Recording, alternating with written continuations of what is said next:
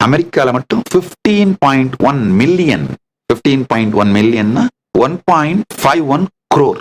1.5 கோடி வீடுகள், 1,51,00,000 வீடுகள் யாரும் தங்க அனுமதிக்கப்படாமல் பூட்டி வைக்கப்பட்டிருக்கிறது. இந்த இஎம்ஐ கட்ட முடியாதனால, பேங்க் இன்ட்ரெஸ்ட், பேங்க் லோன் கட்ட முடியாதனால அந்த வாங்கின நபரை பேங்க் வெளியேற்றி விட்டு பூட்டி வைத்திருக்கின்ற வீடுகள். ஒவ்வொரு துறையிலுமே அந்த துறையின் அந்த சிஸ்டத்தை இயக்குபவர்கள் பல்வேறு காரணங்களை காட்டி அந்த சிஸ்டத்தை உயிரோட வைக்கணுங்கிறதுக்காக செய்யற மேனிப்புலேஷனுக்கு பேர் தான் மாயை.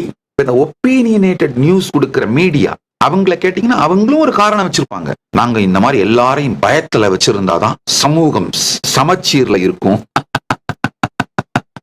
அப்படின்னு அவங்களுக்கு அவங்களே நியாயப்படுத்திப்பாங்க.